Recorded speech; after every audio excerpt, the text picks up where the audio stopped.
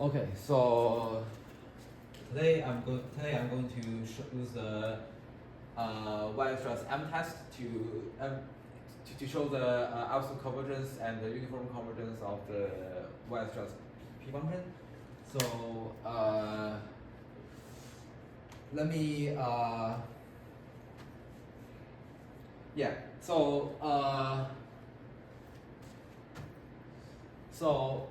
let me just I think I need to erase something.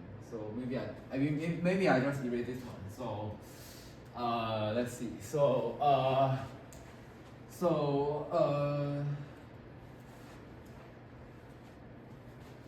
we want to use the Y-stress M test to show the absolute and uniform convergence for the zeta of this function, right? So I think so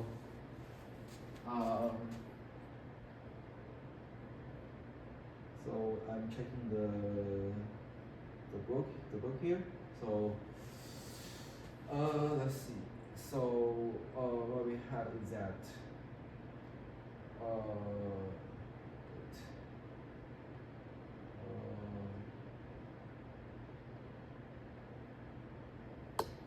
oh.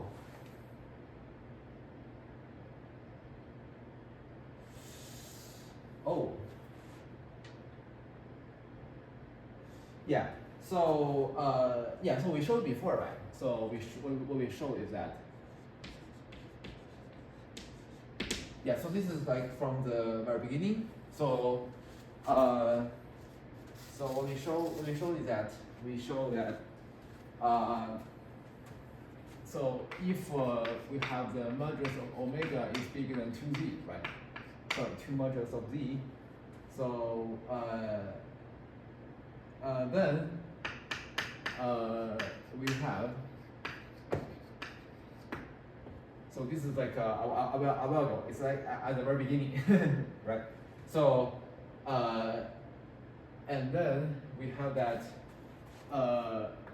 the modulus of 1 over z minus omega square minus 1 over omega square, right? And then it's equal to the modulus of z times 2 omega minus z over omega squared times z over omega squared modulus, and this is less than or equal to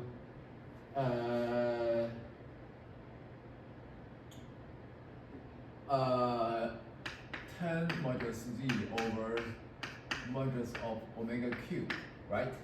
So yes, this is what we showed before, right? So and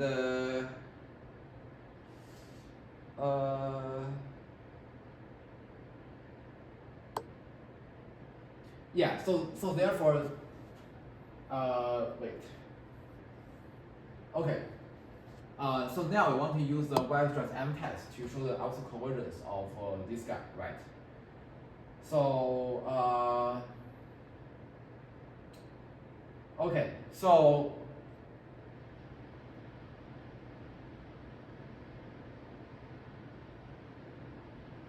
wait, shoot.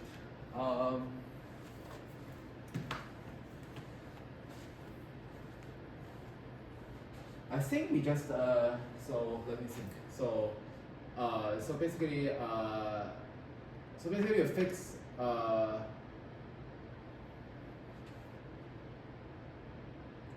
so for any r bigger than 0, right? So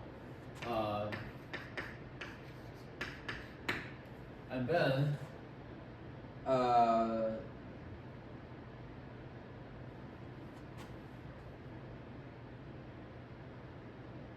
yeah. So basically, what we do is that we will show the absolute convergence.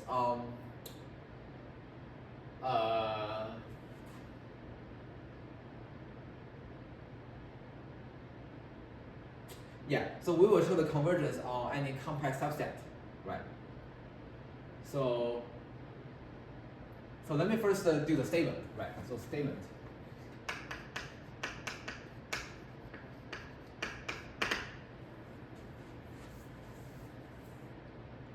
So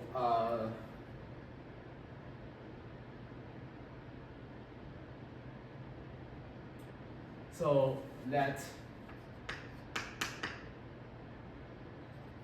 so basically we pick a enumeration, right? So and this n is in Z plus be an enumeration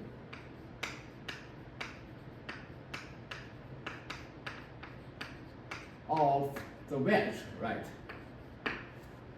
So wedge basically is on the lattice point, right? So and then what we claim is that so then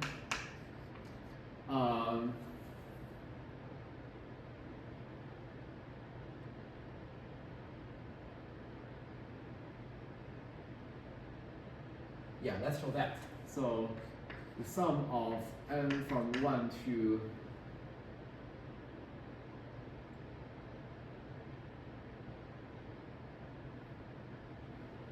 okay, so I will use this notation for the convergence of partial sums. Then the partial sums will converge of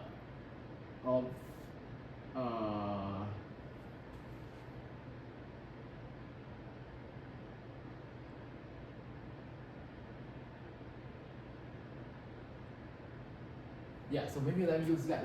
Yeah, let me be more careful here. So then the Sn, which is being defined as summation n from 1 to n of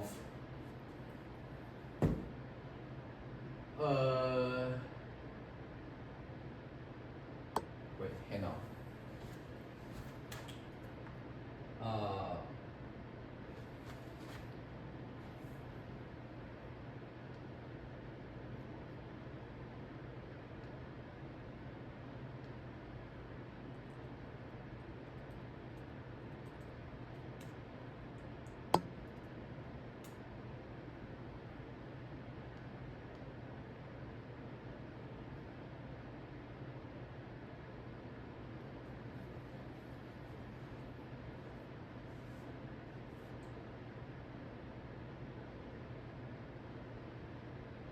Okay, so then this Sn, let's use this notation, so which is equal to, yeah, so which is equal to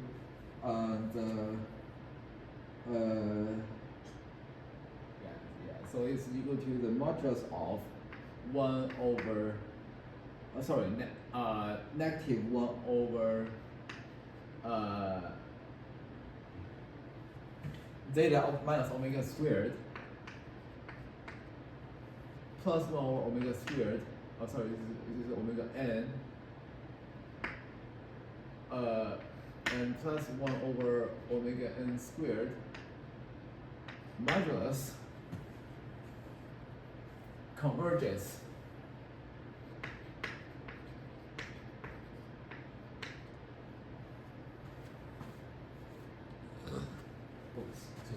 so converges absolutely and uniformly.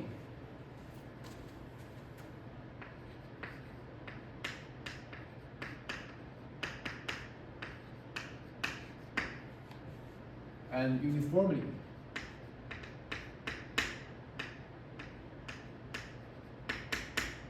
on any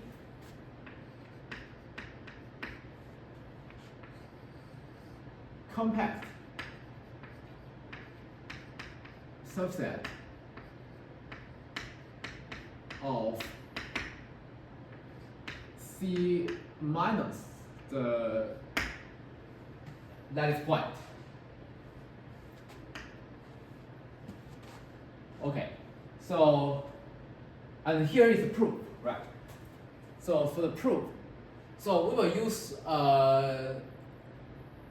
so we will probably use that, right? So this is what we showed before. Okay. And then so here is our proof. Okay, so for the proof,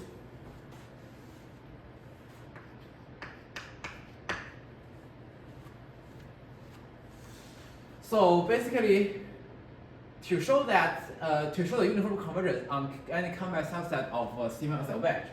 So first we fix any, so that K be a compact subset, right? Of this stimulus of wedge be a compact set.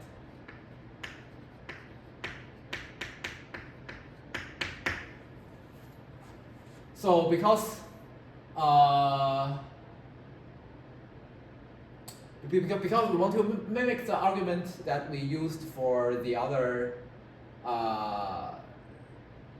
the data function, right? So we have I think we used the argument that we show the convergence for modulus z less than r, and sorry, modulus z less than equal to r, and we use the other condition where the modulus of omega is bigger than 2r, right? So we want to do that. So I think a clear way to choose r is that we want to choose the r such that this r is contains this k, right? So pick r. So fix like r bigger than 0 such that I want the whole, yeah. I want the whole domain to be because I want to show convergence on this k, right? So because so therefore, this r basically it indicates the radius for this z, right? So I want this radius to at least contain this k. I want to show the convergence on, so that if I show the convergence on this disk, center at 0 of radius r, then that automatically gives the convergence for this k. Roughly speaking, I mean, there must be some like a uniform convergence or something, but roughly speaking, I think that's the idea here. So fix r bigger than 0 such that this disk center at 0 of radius r contains this k, and then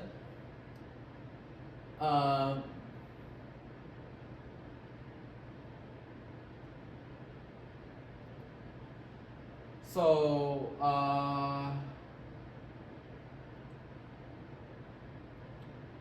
okay, so now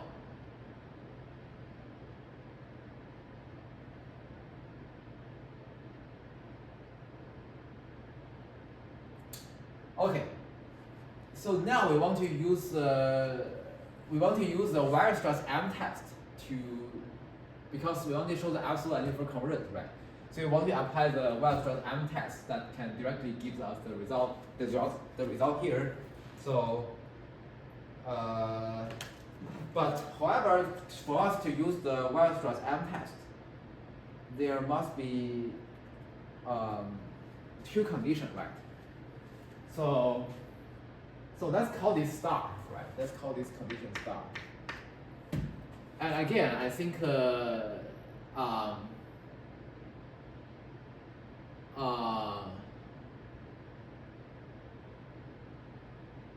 yeah, so by the property, so again, I want to use the argument that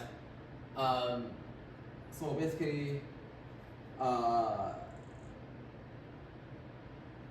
want to apply the Weierstrass M test, right? So to apply the M test, so I need two things, right? So to apply the M test,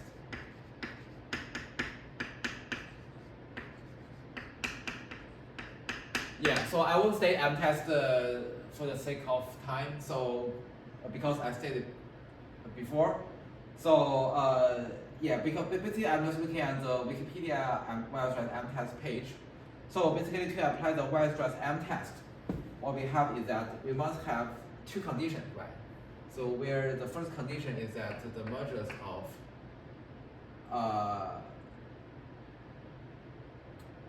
so yeah, so basically the modulus of this function needs to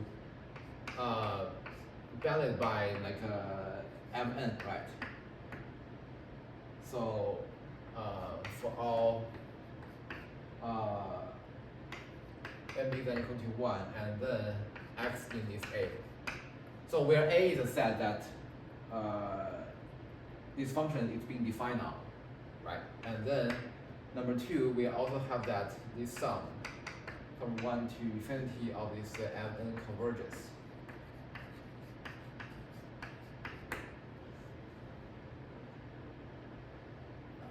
Yes. So here what we have is that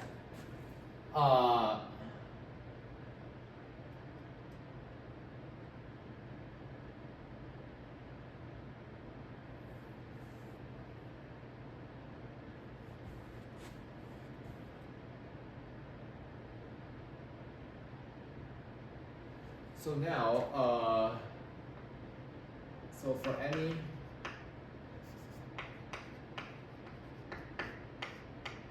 as the modulus v less than equal to r, sorry, less than r. So and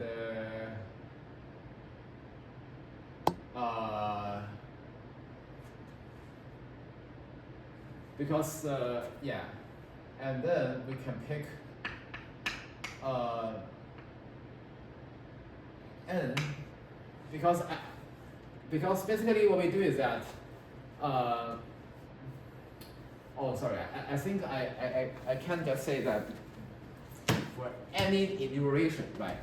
Because I want to pick the enumeration that the lattice point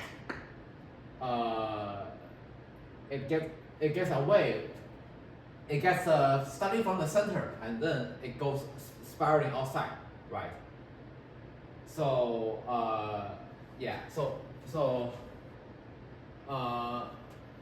so it can be any enumeration, because I don't think I think maybe it will be more complicated. So I want to pick the enumeration that like the spiral enumeration, right? Like the spiral enumeration, like you go from inside and then goes outside. Yeah. So imagine that this is your lattice, and then you start from inside, and then like 1, 2, 3, 4, 5, 6, 7, 8, 9. Yeah. So be a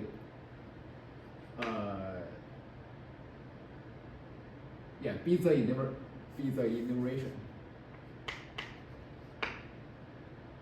we used before.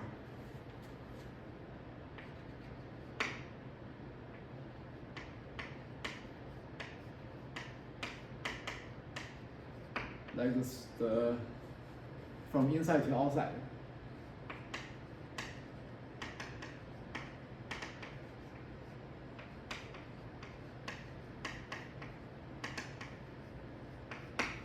Right, and then I think so. For any z less than n, so we pick n such that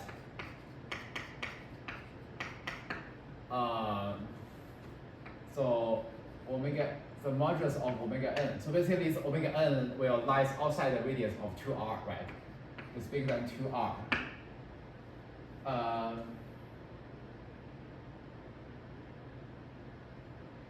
I think, I think this n has nothing to do with z. Okay.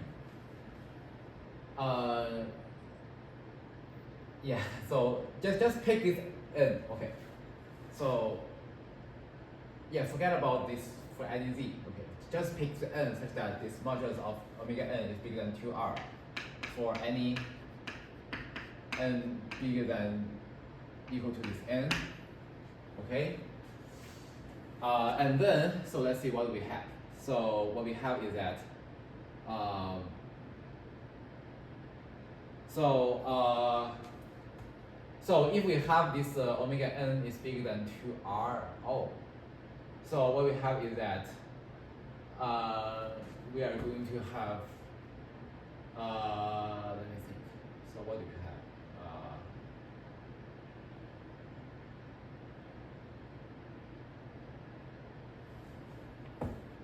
Oh yes, because this is like the, so for any n bigger than n, right? So we know that this modulus of omega must be bigger than this modulus of bigger than this modulus of 2z, right? So so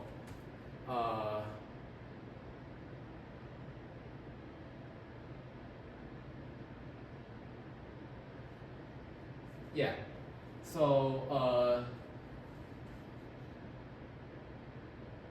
So we have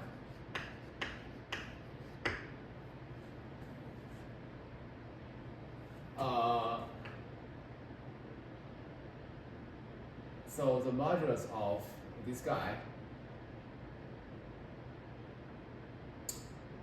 Shoot, I'm using different letters here. So maybe I want to use zeta. Okay. The modulus of 1 over, because this zeta is less than r, right?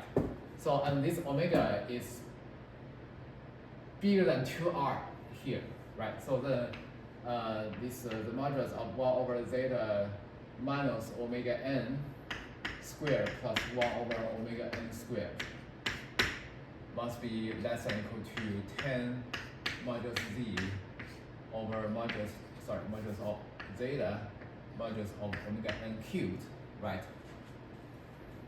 Because this omega n, right? So, oh, yeah. So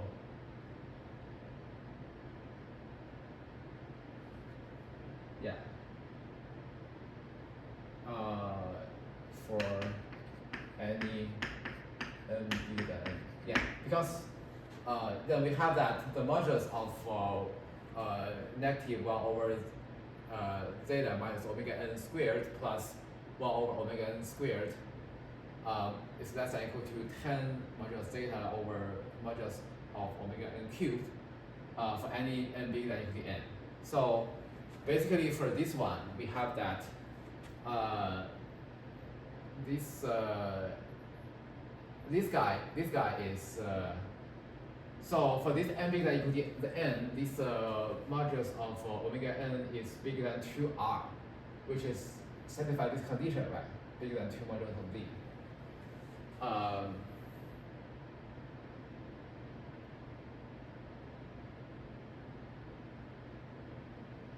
Yeah. So and then so this gives us what? This gives us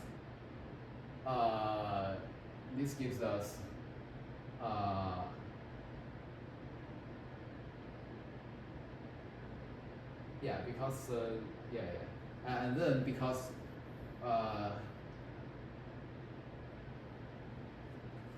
yeah, so this is this, yeah, so this gives us an upper bound for this single term, right? So 10r over this modulus of omega n cubed, right? And then yeah, so because basically we know that this modulus of theta is less than r, right?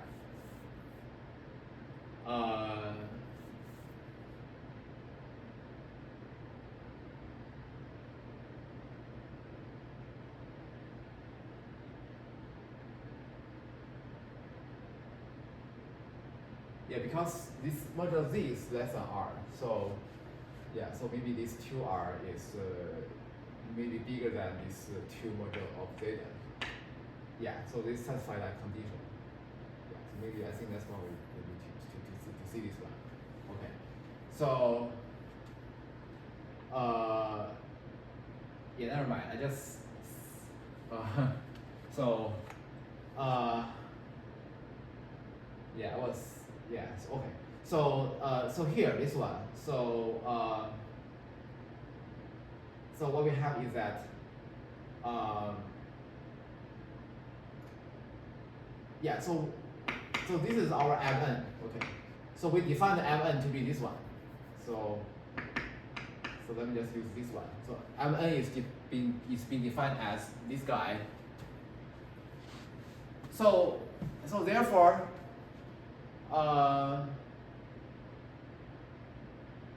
so this gives us an upper bound for this guy, right? So for all z less than equal to, actually I think it's less than equal to here. Oh, actually never mind. That less than is enough. Yeah, this is enough. So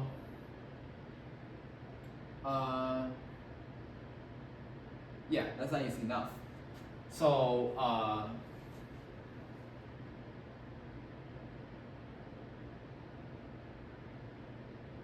And also, so for this n small, so what we do is that we just use the, we just take this mn to be the supremum over, wait.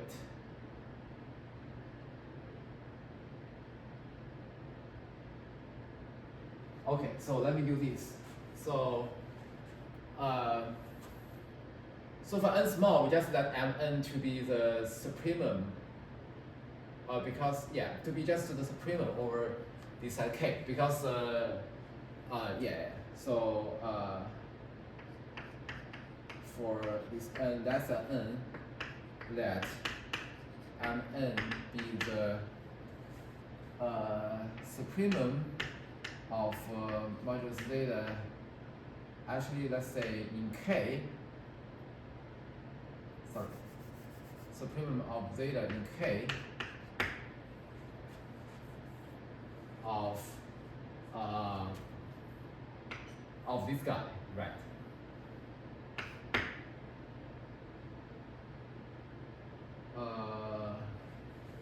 Okay, I think I can delete this statement here.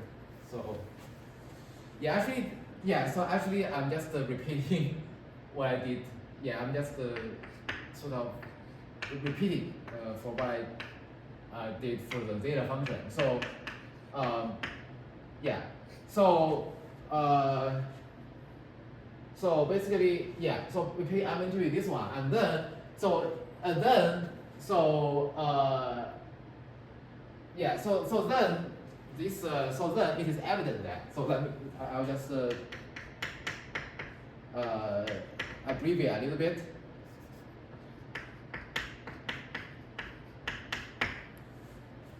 So first,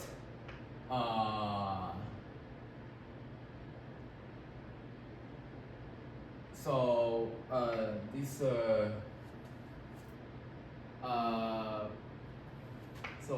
this so this single term, modulus of 1 over zeta minus omega n squared.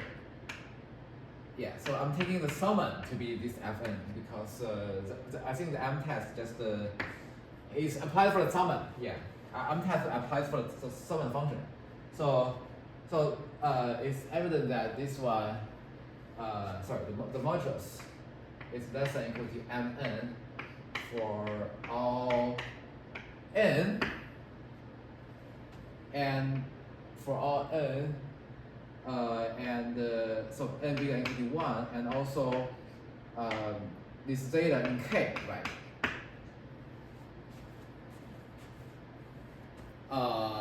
Because this, yeah, and then second, this Mn converges, right?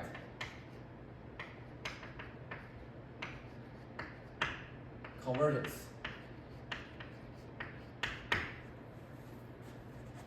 Okay, and then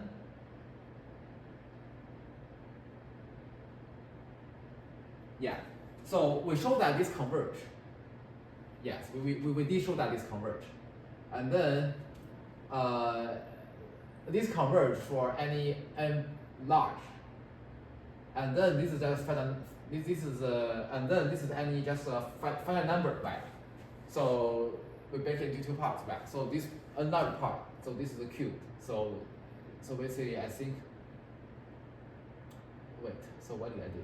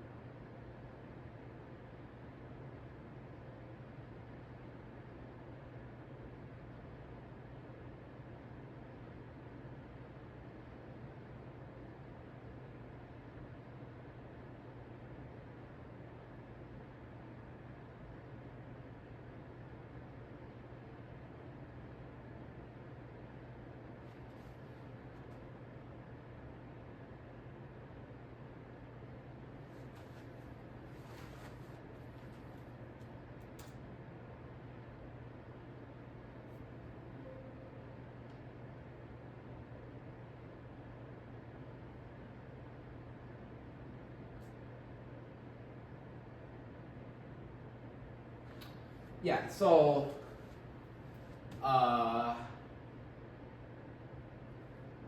yeah, I won't show it's converging. So just so it states on the table that this sum of omega q is converging. Yeah. So let's say provided that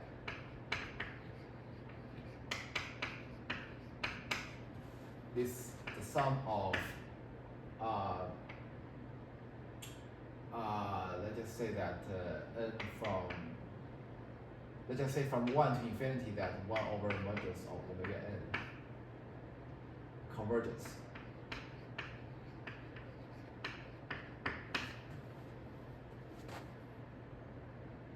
Okay, so yes, and then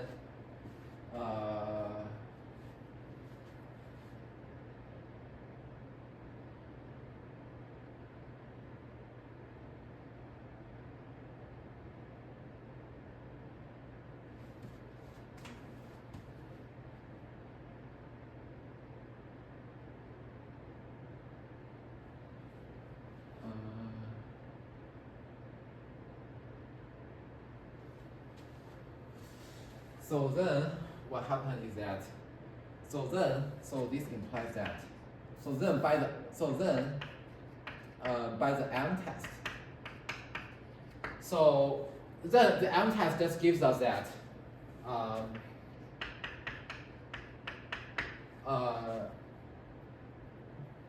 yeah, we have our result, right? Yeah.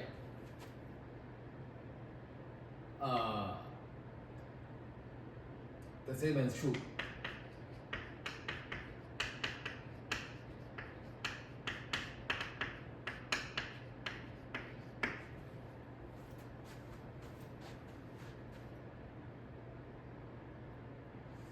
So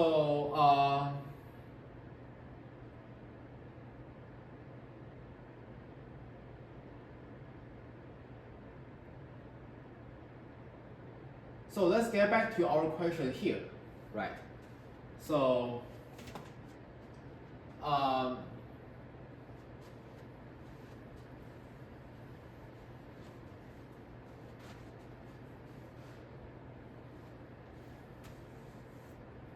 so we want to show this statement, right? So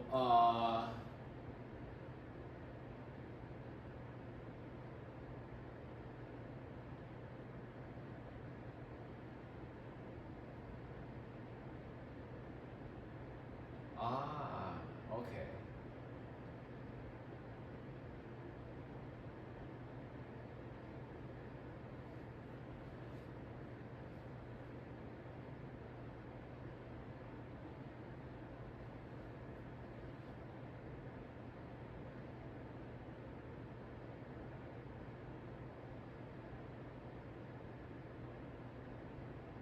Okay, so yeah, so we show this one, right?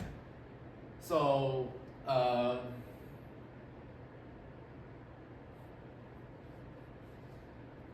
yes, so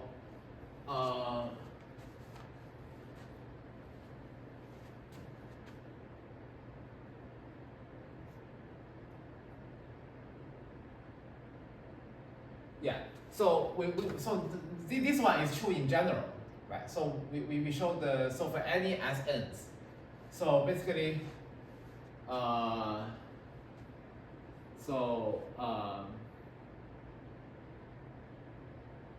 yeah, so what do we want to show eventually? So we want to show that if Fn converges to Fc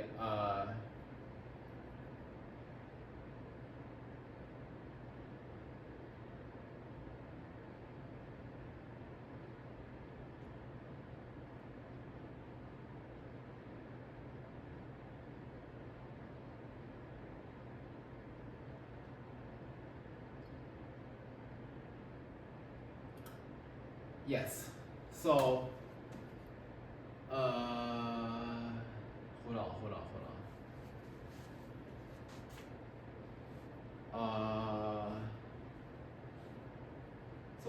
bit long here. So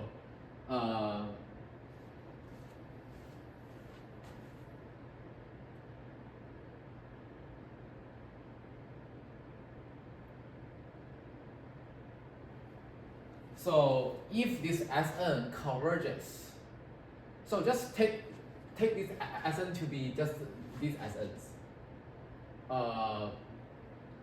Oh, sorry. I think. Okay. So this is without absolute value. Because here, I'm saying because I'm saying converges uniformly. Sorry, I'm saying converge absolutely, right? So absolutely, I can just say it without adding the absolute value, right? So here,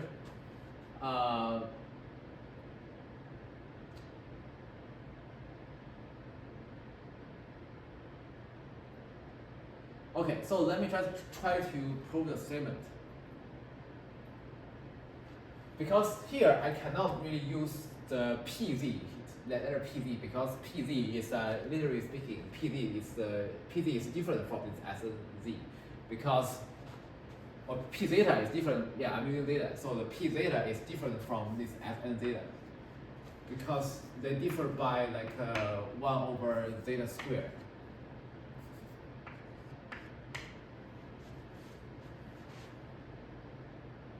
Okay, so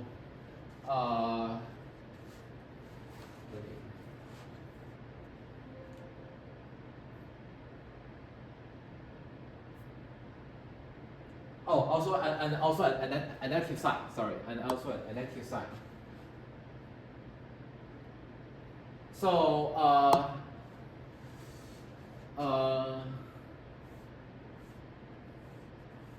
so I'll use this statement first.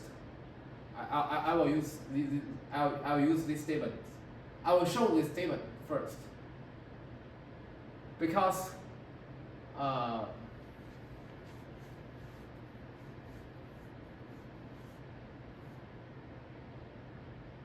oh, it is not an if-then statement.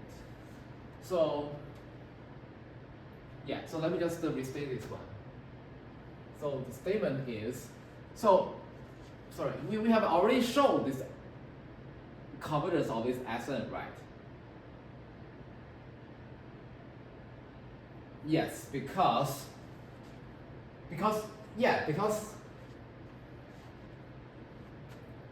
the limit always exists, because for any compact subset, we have uniform convergence for this Sn of zeta, right? Right? So therefore, uniform convergence on compact subset just automatically implies the pointwise convergence, right? So we do have the limit function exist. We do have the existence of the limit function. So, and then, yeah, so we don't need to say again here. So, and also the uniform on compact subset. So we don't need to say again. So what we need to show is that we just need to say that, okay, so we just need to say that just let gamma to be any path, right? So we just need to say, because this is our eventual goal. Our goal is to show that the integral of this, so for any path gamma, right, the integral will converge. If we show that, then that leads to our result. Okay, so let's just show this statement here. So the statement is that so the integral. So let me say this: the integral from 0 to z of this f of zeta. So okay, so let me say this: so that fd be the limit function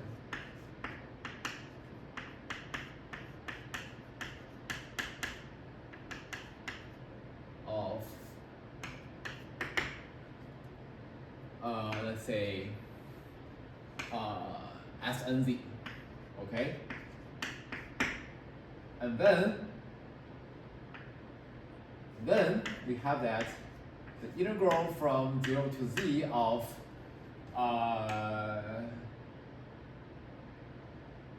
is Snz. Sn zeta d zeta converges. Yeah, so we converge to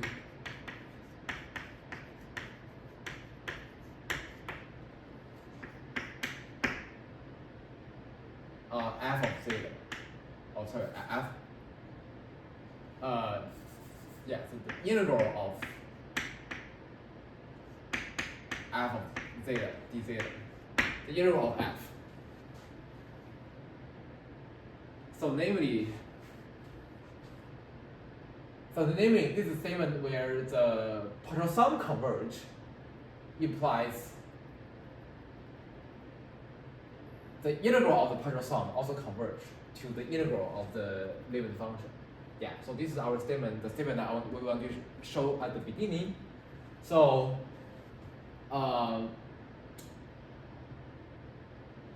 okay, so the way we show that is, so we let gamma be any path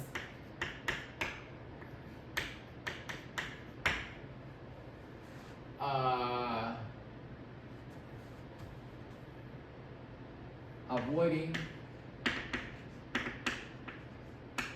the lattice point.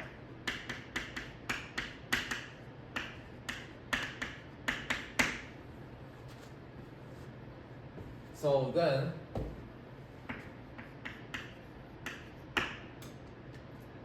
we have that. So the integral of this. So here. Yeah. So let me just say this: the line integral over this gamma of this f of zeta d zeta. Yeah. So minus the integral of gamma Snz. So Sn of zeta d zeta. Yeah. So this is so f of zeta minus Sn of zeta d zeta.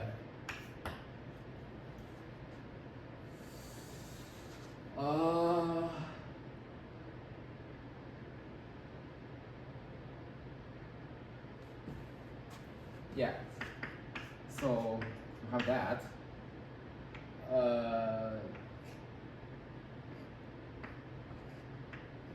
So now,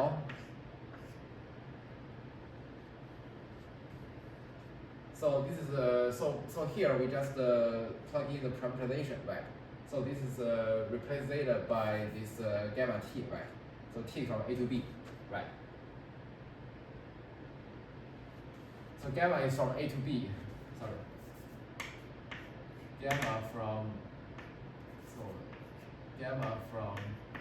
A, B to C.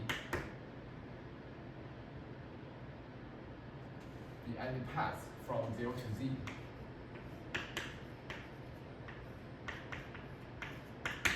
Okay. So of this gamma t times gamma prime t dt. So this is less than equal to integral from A to B.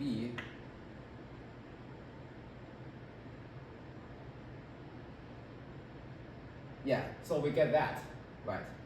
So so less than equal to the supremum over of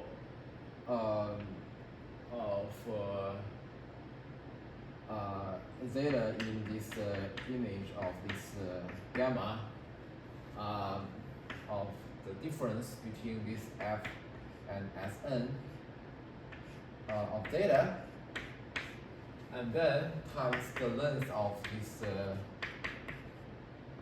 curve gamma, and then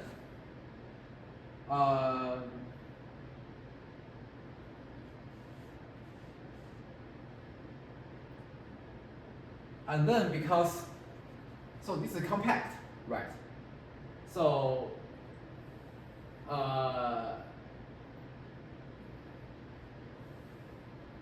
by this statement, right? And so let's use double star. Okay, I didn't really use star here. So yeah, so by double star, yeah, and also with k equal to image of gamma. So we know that this we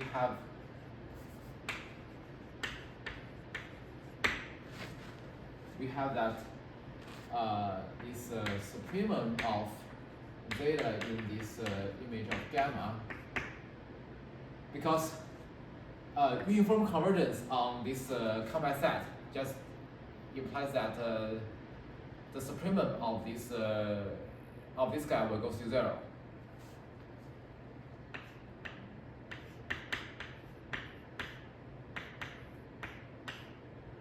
It goes to 0 as n goes to infinity. So this implies that, yeah, so this implies that this goes to 0, right? Yeah, so then we are done. So this implies that, so therefore,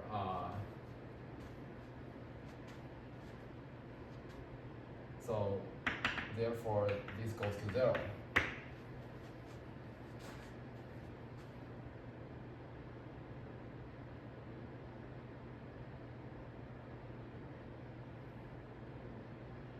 Okay, so now, so here we have shown the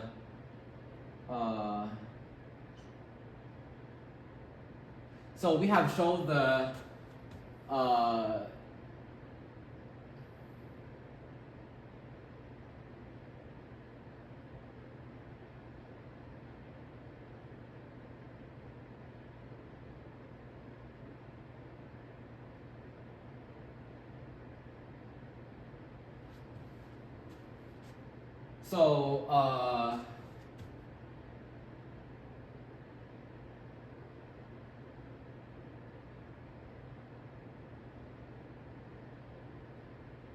so this is what? So this is exactly the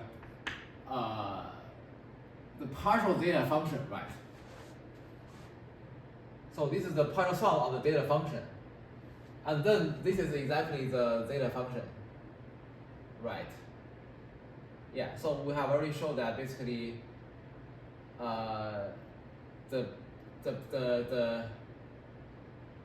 yeah. So basically we show that if you take any wait. So what did we show? So here we start with this like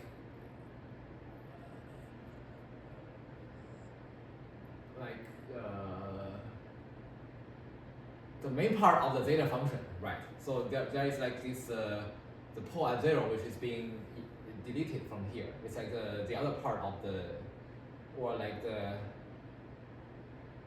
yeah. So I'll call it the main part of the zeta function, and then I show that the partial sums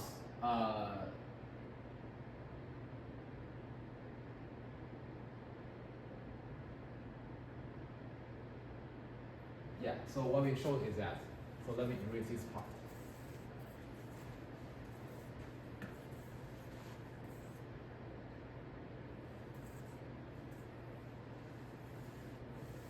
So what we showed,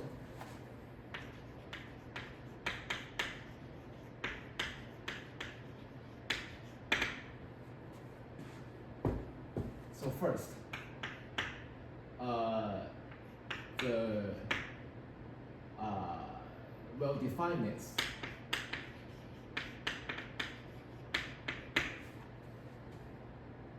of the zeta function. So basically this follows from the convergence argument.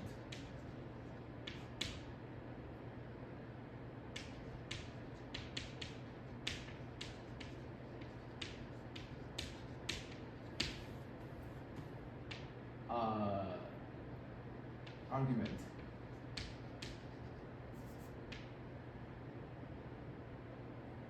Maybe zeta z and pz, okay. Because pz just derived from this limit. So pz is just this limit plus 1 over z squared, right? So yeah. So argument.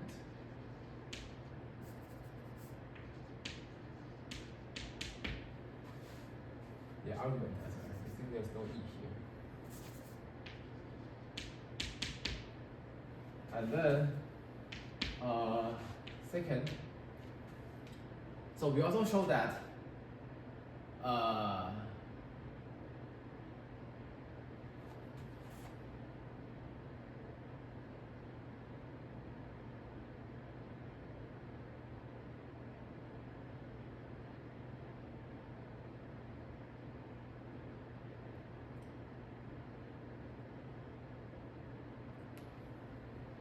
yeah, so we also show that the integral of this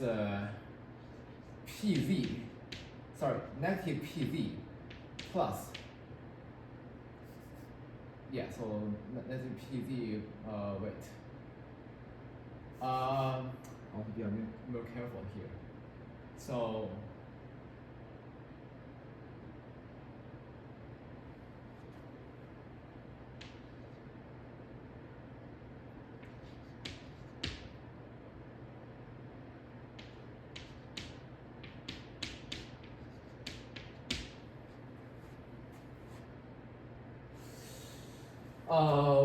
wait.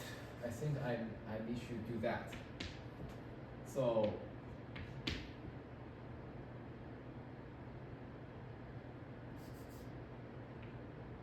should I say minus?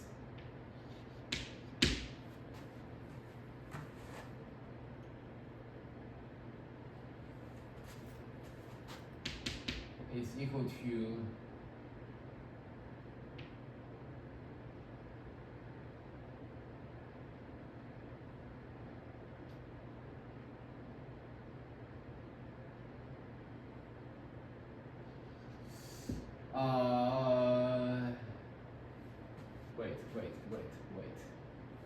wait.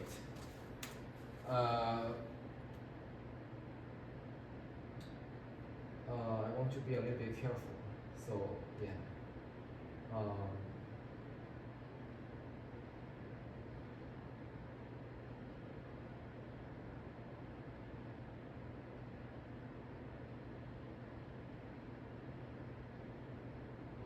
me think. So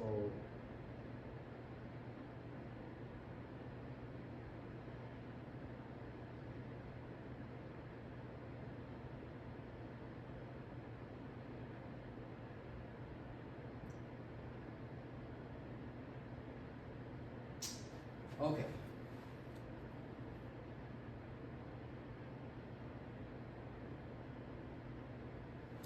It's equal to zeta z. Okay.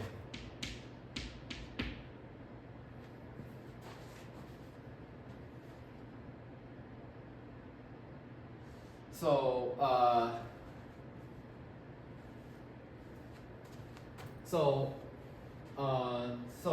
so y is equal to zeta z.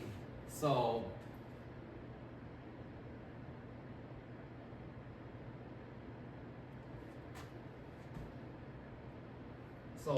because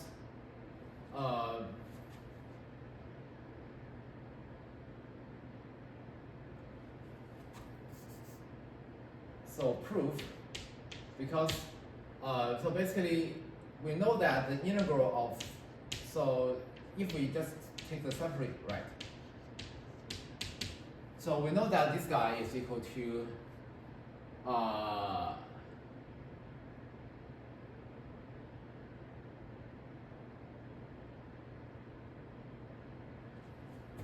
so what does this guy equal to?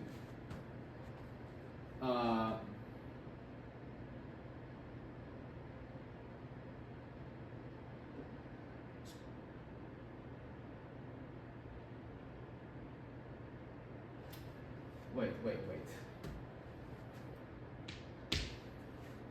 I think I need to be a little bit,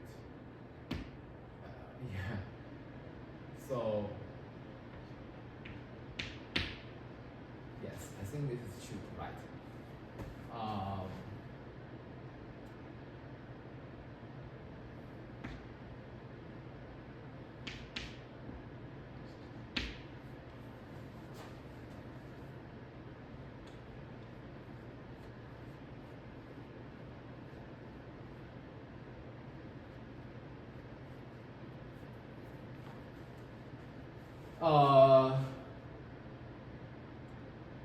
Yeah, so I think this is what we're going to show. So let me just verify this one. So,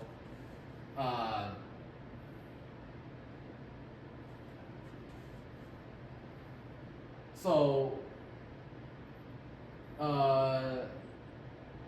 this PZ is well defined, right? So this PZ is well defined, and then and we show that.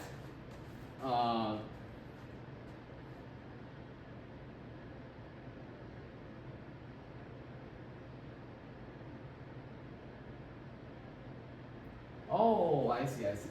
Sorry.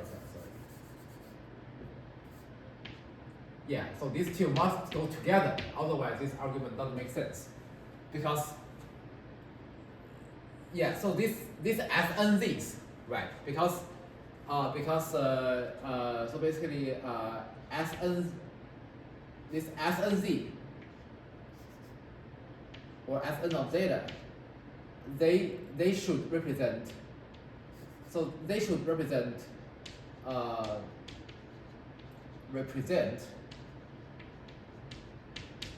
the partial sum of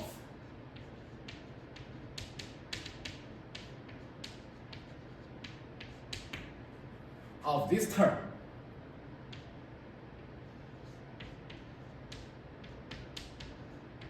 Yeah.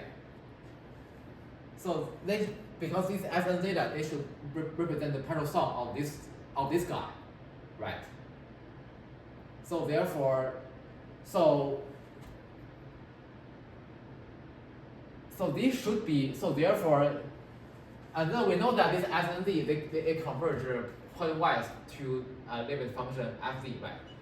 So this fz should stand for this one, right? So this fz should stand for this one. So so here, so why don't we just define this pz to be just fz plus 1 over z squared? Okay. No. Be fz. Wait, what I'm going to say?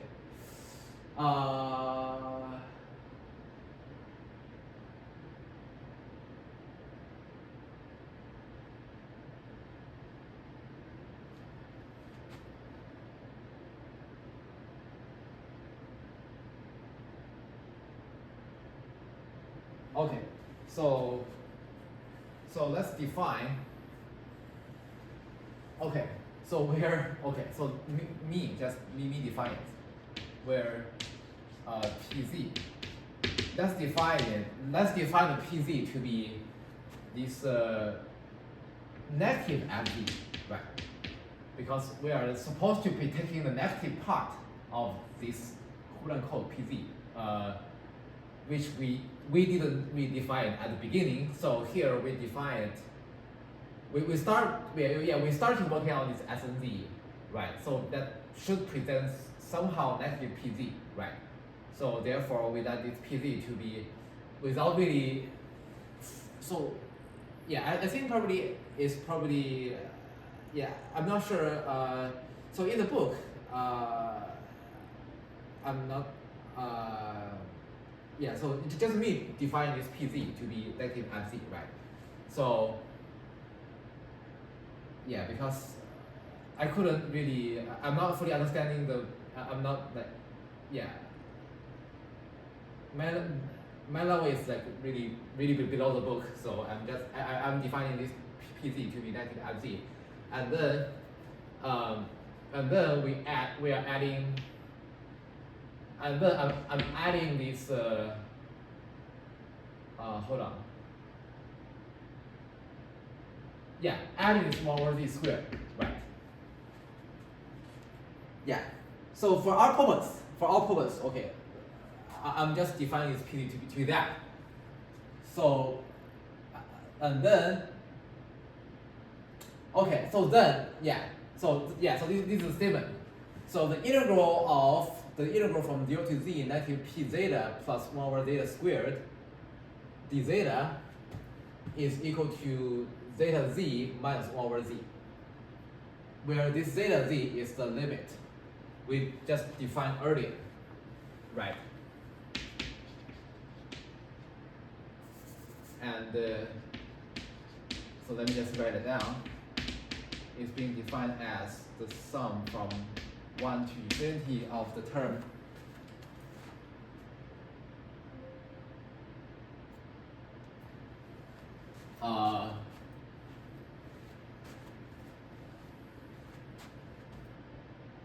of the term 1 over z minus 1 over z minus omega plus 1 over omega.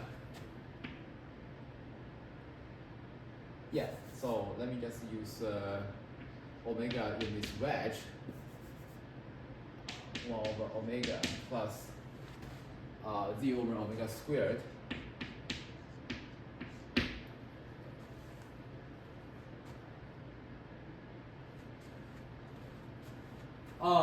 So formally speaking, we have shown one, right? Yeah. So we have shown. So I didn't really formally define PZ until now. Like just for me, my own purpose. Yeah. I just because I was originally building the PZ as like a black box. I didn't really understand what PZ is until right now. I'm having a very satisfying satisfying results, satisfying definition for myself. Yeah. So yeah. Okay. So yeah, we show the well-definedness for our purpose. Okay. And now for number 2, right? So this guy, I think this is I'll show it next time. Yeah, I'll show it next time. Okay. So, and I'm going to show.